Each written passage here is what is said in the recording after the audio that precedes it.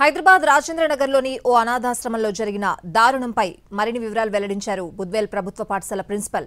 Cherish foundation ఆధ్వర్యంలో నడుస్తున్న అనాథ ఆశ్రమంలోని బాలికలు ఈ స్కూల్లోనే చదువుతున్నారు. కేర్ టేకర్ సునీత కొడుతోందని కొంతకాలంగా బాలికలు ఫిర్యాదు చేస్తున్నారని, అయితే పిల్లలు అల్లరి చేస్తూ ఉంటే మందలించేందుకు కొట్టిందనుకున్నాం, కానీ ఇలా చిత్రహింసలు పెట్టిందని అనుకోలేదని అన్నారు. కానీ నిన్న పిల్లలు క్లాస్ రూంలో కూడా రాకుండా ఏడుస్తూ బయటే ఉన్నారని, అడిగితే అసలు విషయం చెప్పారని అన్నారు. కేర్ టేకర్ బాలికలకు చెప్పరాని చోట వాతలు పెట్టిందని వెల్లడించారు. బట్టలు విప్పి డాన్స్ చేయిస్తూ మెయిల్ సిబ్బంది ముందు నిలబెట్టడం దారుణమంటున్న ప్రిన్సిపల్తో మా ప్రతినిధి Ravi face to face. Rajendranagar Budvel పరిధిలో చెరీష్ ఫౌండేషన్ ఆధ్వర్యంలో నడుస్తున్న ఒక అనాథాశ్రమంలో దారుణం చోటు చేసుకుంది. అక్కడ కేర్ టేకర్ గా పనిచేసే సునీత అందులో ఉన్నటువంటి బాలికల పట్ల అనుచితంగా ప్రవర్తిస్తోంది. దాదాపు 7-8 కాలంగా వాళ్ళను చిత్రహింసలకు గురిచేస్తుంది. ఈ విషయాన్ని భరిస్తూ వచ్చి వేధింపులు ఎక్కువ అవడంతో విషయాన్ని ఆ పిల్లలు చదువుతున్నటువంటి స్కూల్ ప్రిన్సిపల్ దృష్టికి, స్కూల్ టీచర్ల దృష్టికి తీసుకుని వచ్చారు.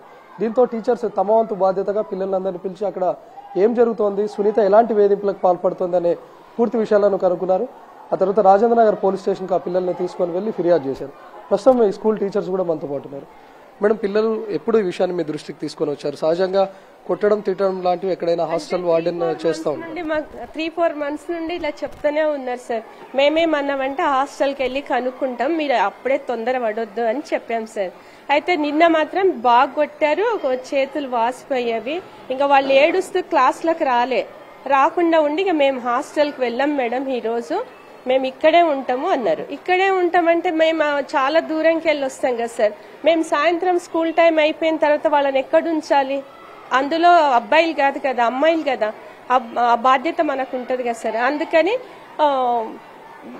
వాళ్ళ పేరెంట్స్కి ఫోన్ చేసుకున్నారు సార్. చేసుకుంటే వాళ్ళ పేరెంట్స్ అందరు వచ్చారు. వచ్చి ఇక షీ టీమ్కి ఫోన్ చేశారు. ఫోన్ చేస్తే షీ టీం వాళ్ళు వచ్చి ఏమన్నారంటే, మీరు పోలీస్ స్టేషన్కి వచ్చి ఫిర్యాదు ఇవ్వాలి అన్నారు. పిల్లలు ఒక్కరిని పంపలేం కదా సార్. వాళ్ళు ఏమన్నారంటే, అందరు పిల్లలతో పాటుగా మీరు కూడా రావాలంటే అందరం వెళ్ళాం సార్. అంటే పిల్లలు ఎలాంటి విషయాన్ని మీ దృష్టికి తీసుకొచ్చారు? సహజంగా పిల్లలను కంట్రోల్లో పెట్టడానికి అక్కడ ఉన్న వార్డెన్ అవ్వచ్చు, కేర్ టేకర్ అవ్వచ్చు, కొట్టడం లాంటివి సహజంగానే మనం పిల్లల్ని మన దగ్గర అమ్మ నాన్నలను వదిలిపెట్టి మన దగ్గర ఉన్నారు కదా సార్. మన పిల్లల్ని అయితే మనం అలాగే హింసిస్తామా? మాటలతో హింసించడం, చిన్న తప్పు చేసినా కొట్టడం అంటే కూడా చాలా. ఇక్కడ వాతలు పెట్టింది, అక్కడ కనపడని ప్లేస్లలో వాతలు పెట్టింది, ఇక్కడ కొట్టింది. అవన్నీ చూస్తే మేము ఇంకా ఏం అనలేని పరిస్థితిలో ఉన్నాం సార్. ఇప్పుడు వాళ్ళకి చెప్పినా మనం ఏం చేయలేని స్థితిలో కదా సార్. ప్రైవేట్ హాస్టల్, ఇంకా పిల్లల బాధను చూసి మేము ఫోన్ చేస్తామని బయటికి పోయి ఫోన్ చేశారు. వాళ్ళ పేరెంట్స్ వచ్చారు. ఒకటే ఏడ్పులు సార్. అవి పిల్లలతో కూడా మాట్లాడండి. వాళ్ళు చిత్రహింసలతో పాటు అనుచితమైనటువంటి ప్రవర్తన చేస్తుంది కేర్ టేకర్ అని తెలుస్తుంది. ఆ విషయం కూడా మీ దృష్టికి తీసుకొచ్చారు సార్. ఇంకా ఆ బూతు మాటలు మేము చెప్పలేం సార్. ఒక టీచర్ అయ్యుండి ఆ బూతు మాటలు ఎట్లా చెప్తాం సార్? ఇక టైల్స్ మోపించారు. 25 కిలోల బియ్యం సంచి, నేనే 4 కిలోలు మొయ్యలేను. ఆ పాపలు 25 కిలోల బియ్యం సంచులు కింది నుంచి పైకి టెర్రస్ మీన్కి మొయ్యాలంటే మోస్తారా సార్?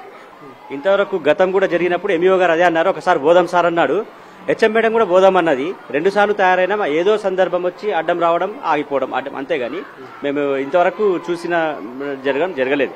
మాకు వీలు కాలేదు. ఇంతవరకు స్కూల్ పనుల్లో నిమగ్నమై మాకు జరగనే లేదు, అలాంటి అవకాశమే దొరకలేదు. సో ప్రస్తుతం బుద్వేల్ గవర్నమెంట్ స్కూల్లో ఈ పిల్లలందరూ చదువుతున్నారు. చాలా కాలంగా ఆ సునీత కేర్ టేకర్ గా ఉన్నటువంటి వ్యక్తి చిత్రహింసలు పడుతూ వచ్చినటువంటి పిల్లలు ఒక్కసారిగా చిత్రహింసలతో పాటు అనుచితమైనటువంటి ప్రవర్తన కూడా పెరిగిపోవడంతో టీచర్స్ దృష్టికి విషయాన్ని తీసుకొని వచ్చారు. కెమెరామెన్ శుపాల్తో రవికుమార్, NTV, బుద్వేల్ నుంచి.